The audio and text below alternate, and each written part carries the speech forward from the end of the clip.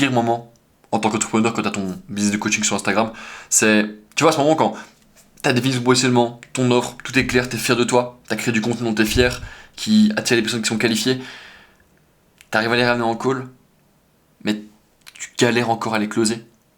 Genre, tout se passe bien, la personne a confiance, tu vois, tu lui poses des questions en appel, tu le pitches, il a l'air d'être réceptif, du coup, naturellement, tu lui annonces ton prix, et là, il te dit la classique, écoute, merci pour ton temps, mais je suis pas quelqu'un qui prend des décisions rapidement, ou je dois y réfléchir, ou faut que je pèse le pour et le contre. Si t'as déjà ressenti ce genre de choses, si t'as déjà vécu ça surtout, bienvenue parce que on est tous là-dedans. Et pour avoir moi-même passé cette étape-là quelques centaines de fois maintenant, et pour avoir aidé quelques centaines de personnes à avoir fait la même chose, à apprendre à closer, à mieux comprendre qu'est-ce qui se passe vraiment dans la tête du prospect, je vais t'expliquer exactement quelle est ma méthode de raisonnement et surtout les erreurs classiques dans lesquelles on a tendance à tomber quand on fait des appels de vente. Cette vidéo elle est vraiment dédiée uniquement à ceux qui veulent lancer un business de coaching ou qui en ont déjà un et qui veulent vraiment sécuriser ce côté vente. Si tu veux, le premier point que je voulais adapter, que je voulais approcher, c'est toute la partie théorie versus situation réelle. Quand on t'apprend à closer, quand tu vois des vidéos où en mode apprends à traiter cette objection, on te donne une phrase à répéter. Le problème avec cette phrase, c'est que non seulement, numéro 1, tu l'oublies, mais en plus de ça, quand tu vas la prononcer, t'as ton cœur qui bat beaucoup plus vite, t'es paniqué parce que tu sais pas comment le prospect va réagir, tu sais pas qu'est-ce qui va se passer après la phrase en question, et au final, tu finis par rater la vente parce que celui qui perd la vente, celui qui rate l'appel, c'est pas celui qui a raison, mais c'est celui qui a réussi à épuiser l'autre. Dans le sens où réussir à closer quelqu'un, c'est pas de trouver toutes les raisons pour lesquelles il dit oui, mais c'est de supprimer toutes les raisons pour lesquelles il dit non. Tous les doutes qu'il a. Et généralement, le prospect a des doutes qu'il ne t'a pas révélés, et c'est ça qui fait que la vente est bloquée. Donc il faut vraiment que tu te dises que dans la vente, c'est pas seulement ce que tu dis, mais c'est également comment tu le dis. Et c'est là que j'ai envie de rentrer, genre vraiment, dans qu'est-ce qu'est la vente concrètement. Je vais te donner directement une sorte d'arme que tu pourras implémenter toi dans tes appels de vente, que ce soit dans le diagnostic, dans le small talk, ou dans le pitch ou dans la phase d'objection. Mais avant ça, j'ai envie vraiment que tu comprennes ce qu'est la vente. Concrètement, une vente, c'est avant que ce soit juste un échange d'argent, faut que tu comprennes que ça part d'un désir. Un désir qui provient d'un objectif. Cet objectif, il provient de quoi? Il provient d'une volonté de changer d'identité. Quelqu'un de gros vient te voir pour perdre du poids. Il y a la personne actuelle qui est gros et le mec désiré qui est maigre. Il faut dire que ton prospect, c'est ni lui, ni lui, mais il est un petit peu entre les deux.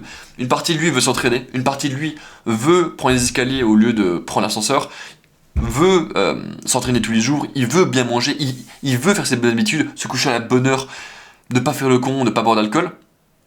Et de l'autre côté, il y a aussi une partie de lui qui a envie de faire de la merde, qui des fois a pas envie de se lever le matin, qui a envie de chiller, qui a pas envie d'aller courir, qui a froid, bref, qui est fainéant. Et tu vas voir que pendant l'appel de vente, généralement tu vas toujours être en phase avec deux personnes, tu as toujours deux identités. Notamment cette identité désirée et l'identité actuelle. Faut que tu vois ça comme, c'est pas uniquement une théorie, mais c'est réellement quelque chose qui se passe dans la réalité. Et je veux que tu me suives là-dedans et que vraiment prends des notes. Faut que tu vois ces deux identités comme deux organismes différents. Quelle est la priorité d'un organisme? C'est survivre. C'est-à-dire que l'espèce humaine, t'es pas conditionné à prendre des risques, mais t'es conditionné à vivre dans la sécurité, dans ta zone de confort, parce que le fait que tu sois vivant prouve que ce que tu fais fonctionne, donc pourquoi le changer? C'est pour ça qu'à chaque fois que tu sortis de ta zone de confort, ton cerveau il est en mode oula, c'est du risque, on veut pas ça. Ce qui veut dire que concrètement, ton rôle clé dans l'appel de vente, c'est faire comprendre que avancer avec toi, c'est moins risqué que de rester là où il est. Pour revenir à ces deux organismes, il faut que tu réalises que ton identité est malléable. C'est-à-dire que l'homme que tu étais il y a une année n'est pas du tout le même que l'homme que tu es aujourd'hui. En termes d'identité, en termes d'objectifs, en termes de qui tu es en tant que personne, t'as pas les mêmes fréquentations, t'as pas les mêmes paroles, t'as pas les mêmes expressions, t'as pas les mêmes pensées, t'as pas les mêmes... Tout est différent par rapport à toi. Donc on peut théoriquement dire que t'as tué ta version d'il y a un an. Ton prospect c'est la même chose. Il a ces deux versions. Le problème c'est qu'en fait, ton prospect veut créer cette version désirée, mais de l'autre côté, sa version actuelle, c'est que si ce mec-là il existe, ben lui il va mourir. Sauf que lui ne veut pas mourir. Du coup, à chaque fois que quelqu'un va lui proposer de changer sa vie, ou qu'il aura l'idée de faire un pas en dehors de cette zone de confort, ben, il va lui envoyer des graines de doute, des graines de peur. Est-ce que t'es sûr? Est-ce qu'on est prêt? Ah, je suis pas la bonne personne. Non, je pense pas que ce soit le bon moment. Tout ce bruit qui finalement n'est pas réel et qui vient juste de cette personne-là. Le fait de comprendre ce schéma-là fait que tu comprends la vente. Ton job, c'est de pouvoir rassurer cette personne-là tout en faisant exister ce mec-là. Ces deux identités, faut les voir comme deux animaux dans ton esprit. Celui qui va grandir le plus, c'est celui que tu vas nourrir avec tes actions. Donc là où cette personne-là a comme arme les doutes, les peurs, les croyances et les mauvaises expériences, ce mec-là a une seule arme, c'est le travail et l'action. Et quand on y pense, si tu reviens une semaine en arrière, si tu repenses à ce que tu faisais une semaine, en fait tu ne te rappelles pas de à quoi tu pensais. Tu te rappelles de ce que tu as fait concrètement. J'ai mangé ça, j'ai fait ça. Mais tu te rappelles pas de l'émotion à laquelle tu étais mardi dernier. Donc, ton job en tant que vendeur, en tant que coach, en tant que closer, c'est réussir à rassurer suffisamment cette version-là. Et si tu veux, aider ton prospect à faire son deuil. Et surtout, éviter de trigger son ego. En lui demandant pourquoi il veut réfléchir ou qu'il doit passer à l'action maintenant. Pourquoi? Parce qu'en fait, son ego, qu'est-ce que c'est un ego? L'ego, c'est ce qui protège l'identité. Et en l'occurrence, l'ego a le choix entre protéger l'identité désirée ou l'identité actuelle. S'il protège l'identité désirée, c'est qu'il est forcément enclin à aller avec toi. Mais s'il protège l'identité actuelle, bah malheureusement, tu as souvent tendance à finir sur des décisions qui finissent en moi je suis un mec qui réfléchit, je prends pas de décision rapidement, etc., etc. Ce qui, je vais te le dire, n'est pas vrai. Personne sur Terre se dit moi je prends du temps pour prendre des décisions. Non, les gens prennent des décisions, c'est juste que s'il doit prendre du temps ou qu'il te dit que je prends pas de décision rapidement, c'est juste qu'il y a un truc qui lui fait peur, dont il ne t'a pas encore parlé. Il faut que tu comprennes une chose, c'est que tu peux pas attendre des autres, c'est le point suivant. Tu peux pas attendre que d'autres fassent quelque chose que toi tu ne veux pas faire. J'ai eu un appel l'autre jour avec quelqu'un qui était de bonne foi. Par souci de privacité, on va l'appeler Lucas. Lucas, c'est un mec qui veut lancer son business sur Instagram, qui a déjà essayé une formation dans le passé qui n'a pas fonctionné, et qui,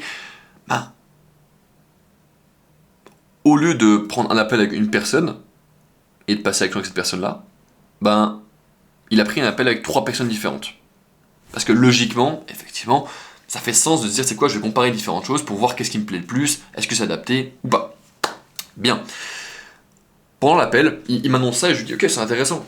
Je peux te poser une question par rapport à ça? Oui. Les prospects que tu vas attirer, les gens que tu as envie d'avoir un appel de vente en face de toi, est-ce que tu as envie que ce soit des mecs qui viennent pour comparer ou des mecs qui viennent pour acheter? Naturellement, bon sens, mais il dit j'ai envie d'avoir des personnes qui viennent pour acheter. Et je dis, tu vois, comment est-ce que tu peux attendre des gens de faire quelque chose avec toi si toi t'es pas prêt à le faire avec toi-même et avec ce en quoi tu investis? C'est une leçon pour toi. C'est-à-dire que comment est-ce que tu veux convaincre? Si tu veux, c'est pas en termes d'éthique. L'éthique, à la limite, on peut s'en passer. Tu fais ce que tu veux, t'es un grand garçon et voilà. Je te dis qu'en termes de logique, ce qui fait vendre, ce qui va permettre de pouvoir convaincre quelqu'un, c'est ton putain de cœur. C'est d'être avec ta tonalité avec lui. C'est d'être avec cette empathie où t'es avec lui à 2000% et genre t'es en mode genre tu peux le prendre par la main et l'amener à tes résultats.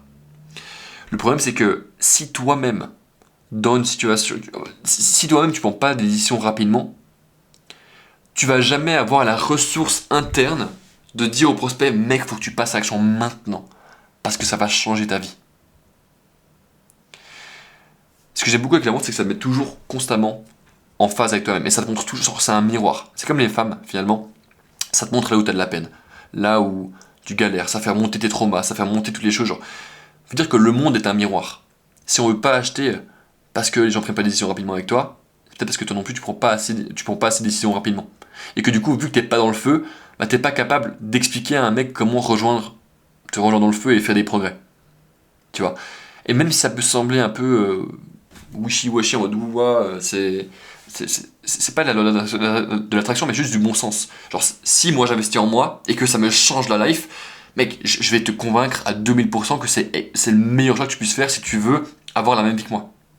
Parce que, genre, c'est comme si je te dis, exemple tout con, genre, en termes de religion, c'est comme si j'étais convaincu que Jésus était le seul chemin possible et que je te laissais, alors que je tiens à toi, croire en une autre religion. Par amour, je vais être en mode, mec, tu fais de la merde. Et c'est là où on revient par rapport à toi et aux armes que je vais te transmettre. La première arme que je veux que tu implémentes dans tes appels, c'est pas un script, c'est pas une méthode, mais c'est simplement un état. Un état d'écoute active. Tu as plusieurs choses que tu peux observer sur un prospect qui vont te donner des informations. La première chose, ça va être ce qu'il te dit, les mots. Bonjour, je m'appelle Martin, je m'appelle Thibaut, je m'appelle Jean. Voilà. La deuxième chose, c'est la manière dont il le dit. Est-ce que tu es convaincu? Ouais. Est-ce que tu es convaincu? Oui, je suis convaincu. Oui, je suis chaud. Et la troisième chose, c'est le body language. Généralement, je te conseille de faire tes appels sur Google Meet ou sur Zoom. Je préfère Zoom parce que c'est plus propre. Généralement, la personne en face de toi a la caméra.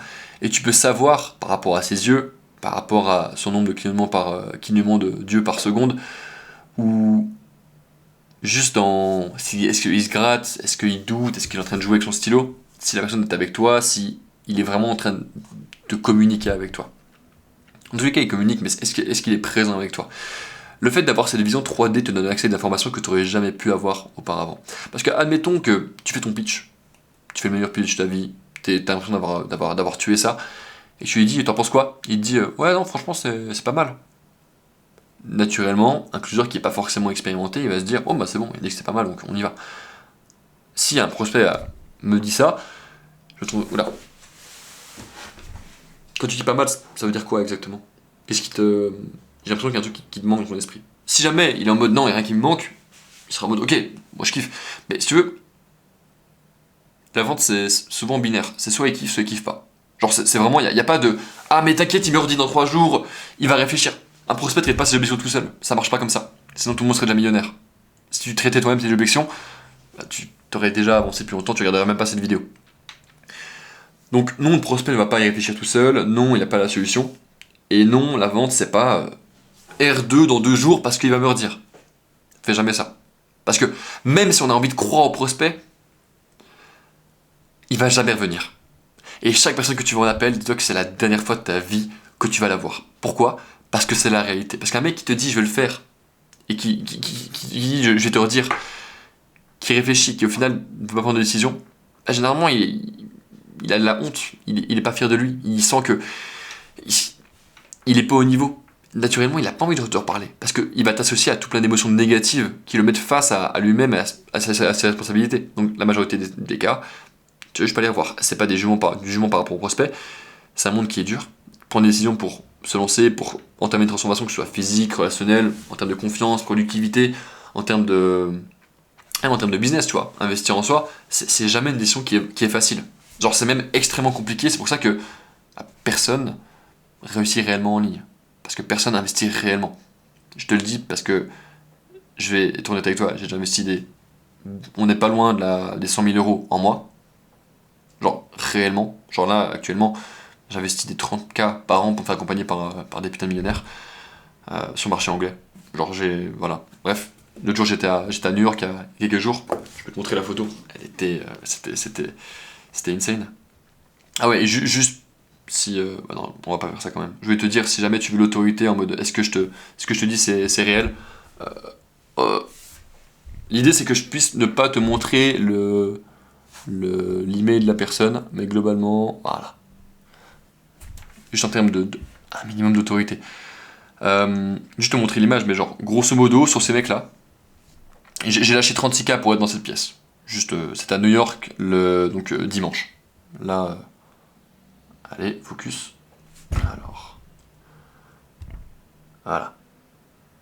Donc tous les mecs là, ils font tous plus ou moins 200K par mois. Genre, tous. Tous. Et genre moi, je suis là. Aïe, aïe, aïe. Rien que lui, il fait genre 220K par mois. Genre, c'est tous des tueurs. Il s'appelle Josh. Genre, c'est tous des mecs sur le marché US. Et bah, globalement, rentrer dans ce genre de pièces, ça me fait me rendre compte que bah, je suis une merde. Hein. Que je fais pas grand chose et que là où je crois que je suis doué, je ne suis pas tant que ça. Résultat, quand j'ai un prospect en face de moi qui me dit qu'il a peur d'investir en lui, bah, je suis complètement. Genre, je comprends complètement ce qu'il me dit parce que je suis moi-même dans sa situation. Genre, tu crois que c'est agréable de lâcher 30K? Alors, moi, tu vois, je suis arrivé à un moment donné où je sais que ça va apporter des résultats de salopard. Donc, on va dire que j'ai moins de mal à le faire. Mais pour investir ces premiers 30K, genre, mec, genre, 30 000 balles, c'est le salaire annuel de 3 smicards. La première fois que j'ai investi, c'était 36 000. Et là, je renouvelle en une fois, donc ça sera que 30 000. Que 30 000. Tu vois, 36K, c'est genre le salaire annuel de 3 smicards. À quel moment, tu vois, t'as 22 ans et tu fais ce genre de choses. Du coup, ça veut dire que j'ai une perspective par rapport au prospect qui est colossale parce que je sais que même moi, pour atteindre mes objectifs, passer de 30 à 100K par mois, bah, je dois investir en moi. Donc, alors pourquoi lui, il le ferait pas? Et genre, même moi, pour passer de son step à mon step, j'ai dû investir de l'argent. Et tu vois, souvent, il y a des mecs qui sont en mode, non, mais tu vois, j'ai investi 2000, ça a pas marché, le business en ligne c'est de l'arnaque, etc. Non, mais pour générer, genre, mec, pour générer mes premiers 17 euros, j'ai investi 3000 euros en mois. Et en totalité, j'avais fait plus de 5000 euros. Après, j'ai réinvesti. Et quand j'ai atteint la somme de 10-15K investis en mois, là, j'ai commencé à faire genre 3000 euros par mois. En fait, c'est cette capacité à pouvoir croire en toi. Je suis parti un peu sur une tangente, mais c'est juste pour t'expliquer le côté genre, là, tu vois, ces mots, je les ai pas préparés. J'ai pas de script, genre, j'ai juste marqué des trucs par rapport à la vente. J'ai rien par rapport à il faut que tu investisses en toi. Non, c'est juste que si tu veux convaincre un mec d'investir en toi, il faut que toi-même tu puisses le faire avant. Parce que sinon, tu sais pas comment tu te sens quand t'as un appel de vente, mec. Quand un appel de vente, c'est quelqu'un qui va te demander de l'aide. Genre, on n'y pense pas assez, mais prendre un appel de vente, c'est un truc de mec bizarre. Personne fait ça. Genre, personne, dans ton entourage, ta mère, ton père, tes potes, personne se dit ok, je suis sur Instagram, je suis un mec qui m'inspire. Déjà, personne fait ça, quasiment. Les gens se divertissent. Mais en plus de ça, mec, personne va se dire je vais prendre un appel avec un mec, avec quelqu'un, pour changer ma vie. Genre, personne va se responsabiliser suffisamment pour ça. Aujourd'hui, sur cette vidéo, c'est que t'es passé du deuxième cran, soit que t'as déjà des appels de vente, soit que t'es sur le point d'en avoir. Mais le simple fait que quelqu'un prenne un appel de vente avec toi, c'est déjà un acte de vulnérabilité. Parce que souvent, on pense trop au moment, tu sais, au début de l'appel, où tu te demandes qu'est-ce qui t'a motivé à prendre l'appel avec moi, et le gars te dit ah bah je sais pas, je suis curieux. Il faut te demander, ok, quel était son état émotionnel lorsqu'il a booké le call avec toi sur Calendly? Genre comment il se sentait? Est-ce qu'il sentait de l'espoir? Est-ce qu'il voulait fuir quelque chose? Est-ce qu'il se disait j'espère que cette fois-ci ça va être différent? Qu'est-ce qu'il s'est dit réellement? Ton job c'est de pouvoir comprendre qui il est. Et qu'en fait tu puisses vraiment définir ce mec-là. Parce que bien que ce schéma soit présent dans l'esprit de ton prospect, il n'en est pas conscient. Il voit juste qu'il y a des semaines où il est ultra productif et des semaines où il fout rien. Mais il ne saurait pas comment l'expliquer. Du coup, toi, sans ton schéma maintenant, tu peux juste être en mode écoute, je comprends comment tu te sens. Je vois là où tu veux aller. En fait, ton job, c'est de prendre une brosse et genre enlever la poussière qu'il y a sur ces deux identités. Et juste lui montrer les deux responsables de ces tourments. Que ce soit les tourments du stress de réussir ou les tourments de la frustration de ne pas avancer. Que tu lui montres, voilà. Soit tu restes avec lui, soit tu me donnes la main et on va rejoindre ce mec. Dans tous les cas, tu vas souffrir. Est-ce que tu préfères souffrir en marchant sur les braises ou en restant juste dans le feu et en attendant qu'il y ait un miracle qui se passe? Parce que d'accord que si rien ne change, rien ne change. Si tu ne changes pas tes actions, tu n'auras pas tes résultats. Ton job, c'est d'avoir cette discussion honnête avec ton prospect. Et deuxième chose, l'écoute active n'est impossible si tu as 15 000 trucs sur ton bureau. Genre, si je te montre mon bureau là maintenant, genre littéralement, genre mes écouteurs, de quoi noter. Là, j'ai mon téléphone parce que je te montrais quelque chose, mais généralement, mon téléphone, genre, je le prends, et genre, il part sur mon lit parce que comme ça, genre, je dois vraiment me lever pour l'avoir, mais sinon, genre, j'ai 2 tasses de café, j'ai rien d'autre. Pareil pour ton environnement digital, si tu as un appel de vente et que en même temps tu as Google Chrome qui est ouvert, que tu as une vidéo YouTube, que tu es en train de répondre à un mec sur Instagram ou que tu regardes tes mails, comment est-ce que tu veux être en écoute active? Tu vas entendre ce qu'il te dit, mais tu vas pas entendre ce qu'il te dit. Note ça. Tu vas entendre ce qu'il dit, mais tu vas pas entendre ce qu'il te dit. Sur un niveau plus profond. Et c'est ça la vente, c'est la profondeur. Parce qu'une fois que je comprends ce qu'est l'écoute active, moi-même je peux ajuster ma tonalité. Au lieu de te dire, bon bah voilà, tu vas pouvoir perdre 5 kilos dans les 6 prochains mois, je peux te dire, ok John, tu vas perdre littéralement 5 kilos dans les 6 prochains mois. Lequel t'as envie le plus se croire? Celui qui est avec toi émotionnellement ou celui qui te dit juste les choses actuellement? En tous les cas, peu importe où tu es, peu importe à quel prix tu closes, peu importe ce que tu fais, j'ai des amis qui changent des potes de la pièce dont je te montrais là, ils closent des deals à 60K. Genre le deal. Alors c'est un schéma un peu différent parce que le mec il close en 4 appels, bref, c'est un bordel. Mais ça reste toujours émotionnel. Ça reste toujours la même chose. C'est que de l'émotion.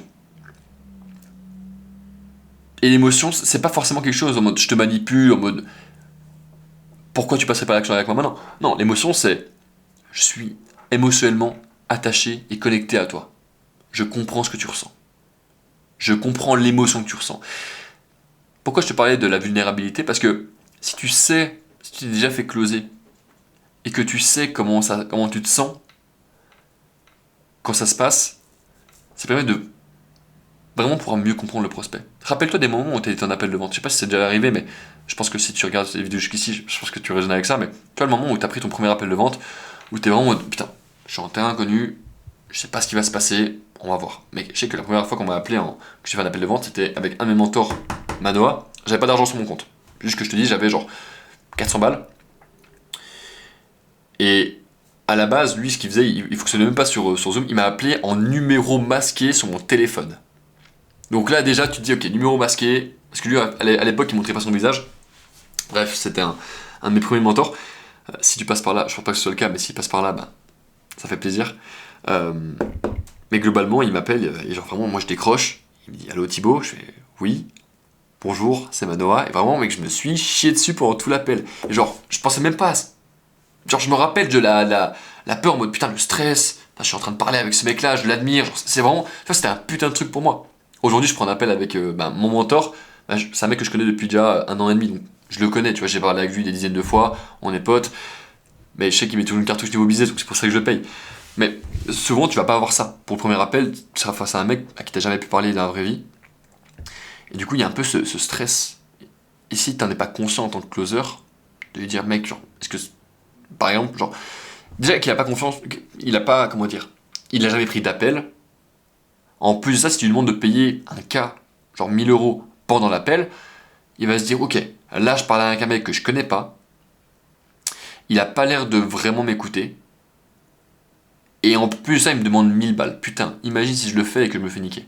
Genre, imagine à quel point je passerais pour un con. Imagine, genre, parce qu'en fait, ça va tellement à l'encontre de tout ce qu'on t'a appris à l'école en termes de conditionnement. Mais si en soi, genre, pourquoi le faire? L'éducation, c'est gratuit. Je peux le faire tout seul. Et YouTube. Pourquoi tu l'as pas déjà fait alors?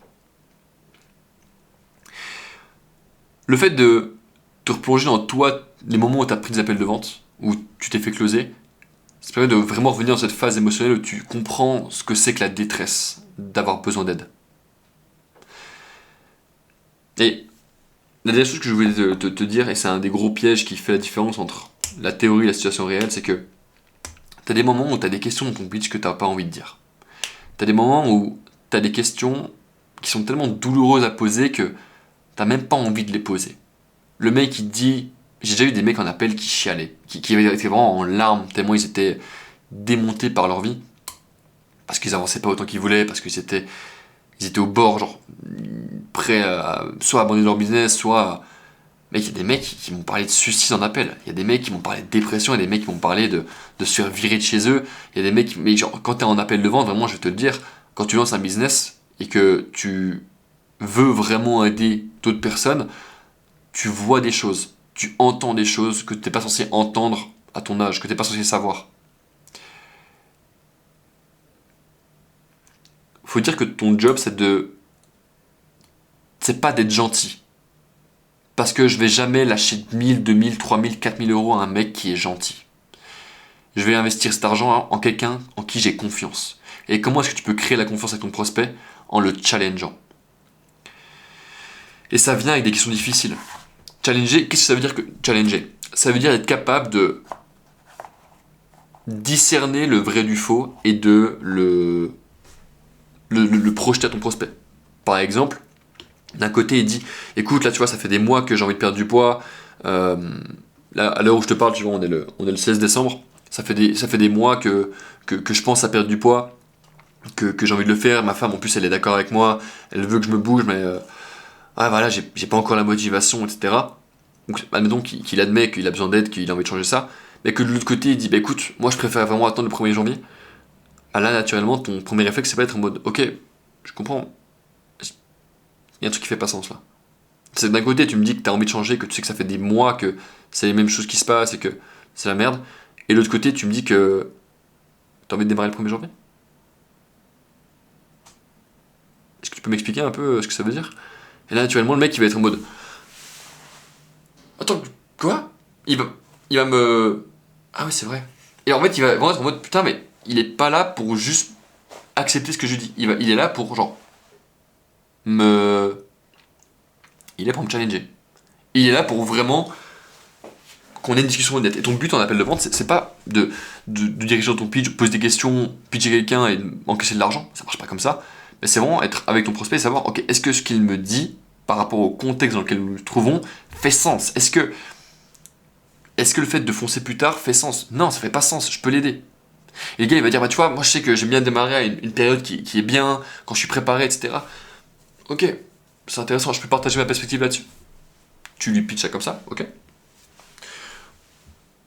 D'après toi, admettons qu'on te coupe en deux, qu'il y en a un qui démarre quand tout est imparfait, quand c'est pas le bon moment et que c'est un peu la merde, et que l'autre ne démarre pas maintenant et qui attend que tout soit plat. D'après toi, c'est lequel qui va tenir sur le long terme, quand tout va se barrer en couille? Celui qui est déjà habitué à vivre dans le feu ou celui qui n'est pas encore habitué à ça? Et là, il va te dire, ah bah ouais, celui qui est habitué à vivre, celui qui est habitué à vivre dans le feu. Et tu dis, bah naturellement. Donc, si c'est ce mec-là que tu as envie de devenir qui atteint tes résultats, est-ce que ça fait vraiment sens de vouloir attendre le 1er janvier? Et là, mec, naturellement, il va se dire, putain, mais personne m'a jamais parlé comme ça. Et il y a plein de mecs en appel, des fois, ils vont me dire, mec, merci. Genre, même si ça close pas, honnêtement, j'en ai rien à foutre. Et je vais après arriver sur un moment qui est important pour toi, parce que souvent, je vois trop de personnes qui se laissent piéger par l'indécision. Les gens pensent que la vente est que c'est binaire, que soit c'est un oui dans l'appel, soit c'est un non. Ce que les gens ne voient pas, c'est qu'au milieu, il y a une décision qui s'appelle l'indécision. Je vais réfléchir. Le problème avec ça, c'est que ça ne t'avance ni toi, ni lui. Et que cette zone de je dois y réfléchir, genre, je préfère brûler un prospect plutôt que d'être dans l'espoir qu'il revienne vers moi. Parce que quand tu es dans l'espoir qu'il revienne vers toi, et je vais t'expliquer pourquoi est-ce que tu as été conditionné pour le faire, quand tu te bases sur l'espoir qu'il revienne vers toi, tu bases ton business sur la foi. Et la foi, ça ne paye pas le loyer. Désolé. Genre juste être en mode, moi j'espère qu'il revient, hein. Ah bah t'inquiète, il m'a dit qu'elle venait à la fin du mois, donc normalement c'est closé. Ferme ta gueule. Genre, tu le sais. Tu le sais qu'il te ment et que tu le reverras plus jamais. Donc mec, garde-le en appel. Celui qui gagne, c'est pas celui qui a raison. C'est celui qui perd, celui qui n'a plus rien à dire.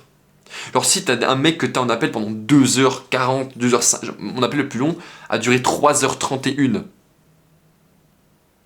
Genre à la fin le mec il est sur mode, mec, tu sais quoi, let's go.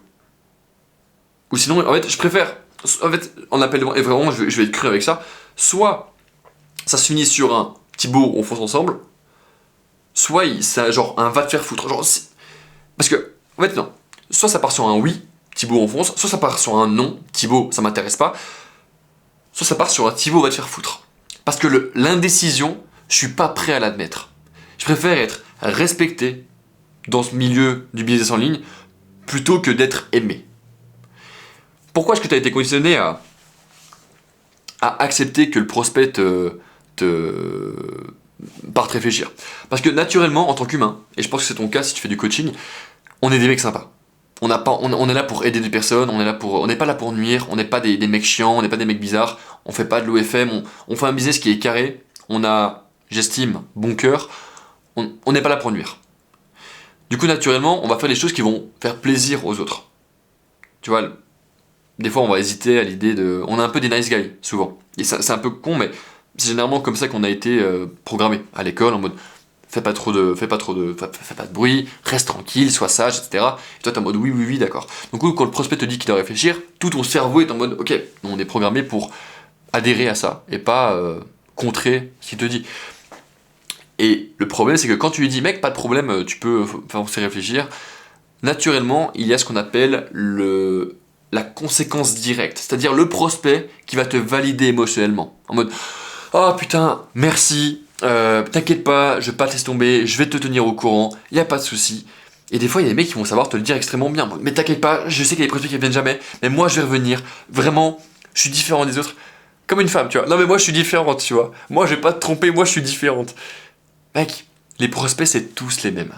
Tous les mêmes. Peu importe l'industrie, peu importe l'âge de la personne, peu importe son expérience dans le business. Si le mec part de l'appel et que c'est pas pour des raisons logistiques, c'est qu'il ne reviendra plus jamais. D'accord? Donc en fait, il y a trois manières dont l'appel peut se clôturer. Soit ça se passe sur un oui, soit ça part sur un non parce que logistique, parce qu'il ne peut pas payer, il n'a pas l'argent sur son compte, soit ça part sur juste du traitement d'objection pour comprendre vraiment ce qui se passe, quelle est la vraie peur dans tout le processus, entre les trois piliers, qu'est-ce qui bloque exactement. Et je pense que tu peux sentir que je suis un peu passionné par ça, parce que mec, je fais genre entre 5 et 8 appels de vente par jour, mec, je fais que ça de ma vie, je kiffe. Parce que je parle avec des mecs, je les aide, on surmonte leurs objections. Et en fait, tu vois, là où toi tu vois une objection à surmonter, faut que tu dises que c'est un mur qui retient ton prospect d'atteindre ses résultats. Parce que cette objection, c'est juste la conséquence d'une cause qui est plus profonde dans le prospect qu'il a saboté jusqu'à maintenant. Donc le fait que tu arrives à l'exposer à la lumière et que tu lui montres qu'il ne prend pas les bonnes décisions, donc c'est pour ça qu'il n'atteint pas les bons résultats, ça va même lui-même lui rendre service. Quitte à brûler un prospect, brûle le mec. Pas en l'insultant, genre reste toujours cordial et normal, mais juste en étant direct avec lui. Parce qu'à la fin de la journée, tu vas être bien dans tes baskets. Je laisse jamais un prospect réfléchir. Le gars qui me dit qu'il doit comparer avec d'autres personnes, je lui dis mec, tu peux comparer, mais moi je vais pas t'accepter quand tu reviendras. Parce que je sais que un prospect qui compare, au moment de passer à l'action, mais c'est également un prospect qui va comparer quand je lui donne un conseil. Il va demander des conseils à 2 mentors différents, regarder 15 vidéos YouTube, donc naturellement il va pas appliquer ce que je lui dis, du moins pas avec la même intensité, et résultat, il va pas avoir de résultat. Et je pense que tu le sais, quand tu coaches des gens, je pense qu'il n'y a rien de plus jouissif que de voir un mec qui t'a dit mec, j'ai changé ma vie. Quand je revois les témoignages que j'ai fait avec mes élèves, que ce soit Elliot, Marie, Tristan, même ça fait genre, tu vois Tristan par exemple, c'est le mec avec les cheveux longs qui est passé de 0 à 9K par mois, bah mec, quand je revois le podcast, alors ça fait 2 ans, bientôt 3 ans qu'on l'a fait, mais quand je revois le podcast, je me dis putain, c'est incroyable. Non, ça fait bientôt 2 ans, pas 1 an, pas 3 ans, 2 ans. Et je me dis mec, avec l'autobahn, tout ce qu'on a fait, actuellement il y a 66 membres, genre mec c'est genre incroyable. Je suis pas là pour te pitcher tout de suite, parce que dans tous les cas je sais que si tu regardes ces vidéos, tu vas finir par comprendre que il y a personne qui... Et vraiment, je te le dis, comme ça, je peux passer pour un enculé, mais je peux te le dire une chose, c'est que personne est aussi bon pour lancer son business de coaching sur Instagram que l'autobahn. Genre, je passe ma vie là-dessus, et je connais personne qui fait la même chose. Je suis pas là pour te pitcher. Si tu as envie de savoir un peu plus en quoi ça consiste et genre la méthode concrète, genre j'ai fait une vidéo, j'ai tourné d'ailleurs la vidéo à Miami, elle est excellente. Voilà. Mais t'es un grand garçon, je te laisse aller la voir par toi-même. Si jamais t'as envie de le faire, le lien est directement dans la description. La chose que j'aimerais vraiment te transmettre pour clôturer cette vidéo, c'est sois avec le prospect. Et fais attention à ta tonalité. Quand tu dis des choses, dis-les avec une vraie intention. Quand le prospect te dit quelque chose, écoute vraiment ce qu'il te dit. Et au-delà de la vente, fais ça avec tous les domaines de ta vie. Si une femme, par exemple, quand tu fais un compliment à une femme, avant, quand j'abordais, parce que je kiffe bien aborder, c'est vraiment un exemple qui est parfait parce que la vente c'est vraiment la même chose que la drague. Quand tu abordes, généralement tu vas commencer avec un compliment. En mode, excuse-moi, je t'ai vu passer et je t'ai trouvé très jolie. Quand j'ai commencé à aborder, j'avais l'impression que le problème, c'était ce que je disais. En fait, le problème, c'était genre mon intention de base, genre la racine, et du coup, mon intonation. Du coup, quand je faisais un compliment, c'est salut, t'es jolie, je t'ai vu passer, et tu vois, genre, voilà, je me demandais, tu t'appelais comment? Ok, moi je m'appelle Thibaut, et genre en mode full. Maintenant, quand j'aborde, je suis en mode, je t'ai vu passer, et je t'ai trouvé très jolie. Et genre, juste, l'intonation de la voix, elle descend, tu mets un bon silence, et derrière, la personne en face de toi peut se dire, ok, analyse de la personne, est-ce qu'il a l'air d'être bizarre? Ok, non, ça va, bon, il est chauve. Voilà. Il m'a dit que j'étais jolie.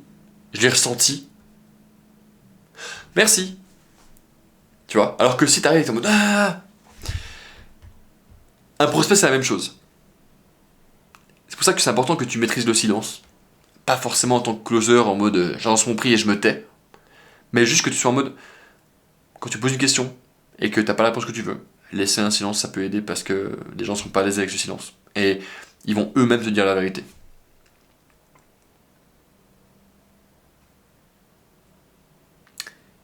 Je te souhaite une excellente journée. Fonce.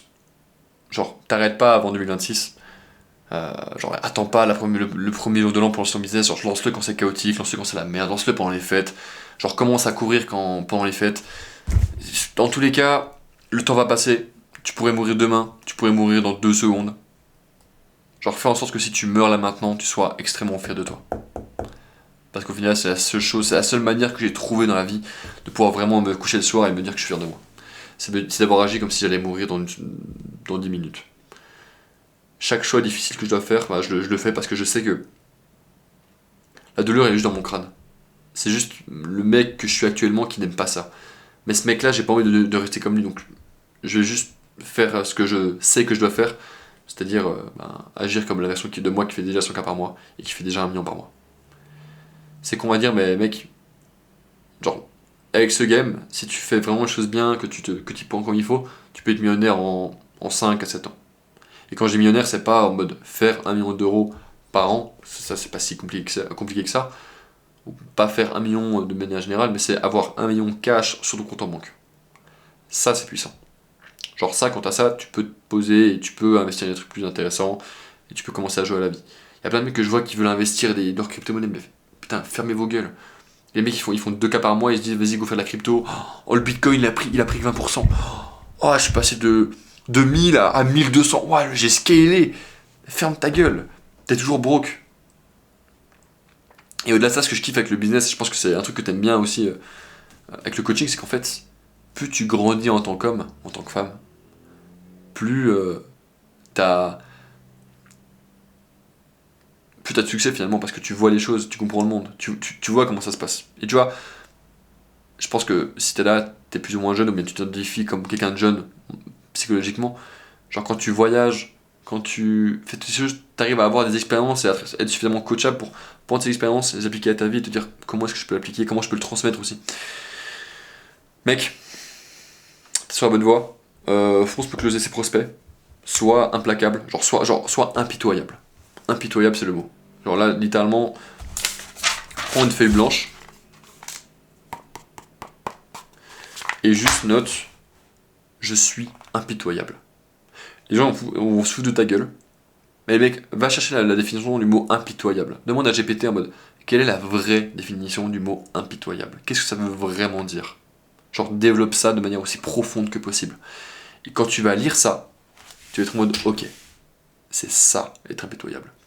Être impitoyable, c'est que c'est quand le mec te balance 5, 6, 7 objections et que tu gardes toujours la même frame bienveillante, que tu es à l'écoute, que ton ego rentre pas en jeu. Et que tu n'étais pas en mode mais je sais tout. Ok. Être impitoyable, c'est avoir 40 appels qui sont pas closés ce mois-ci et quand même rentrer dans ton nouveau call avec une frame de salopard en disant tu sais quoi, ça va closer. Je sais que ça va closer. Je sais que je peux aider le mec en face de moi et que je vais tout faire pour pouvoir l'aider. et pour lui apporter des résultats, je suis là pour ça. Sois prêt à vivre dans le feu, parce que c'est là où tu vas habiter pendant quelques années, jusqu'à la fin de ta vie. Dans tous les cas, cette vie n'est qu'éphémère. L'éternité qui nous attend derrière est beaucoup plus longue que ça, donc y a pas de problème. Mec, juste prends du plaisir. Prends chaque tourmente comme quelque chose qui va t'amener plus loin que tes objectifs, et puis nous on se retrouve dans la prochaine vidéo. Excellente journée.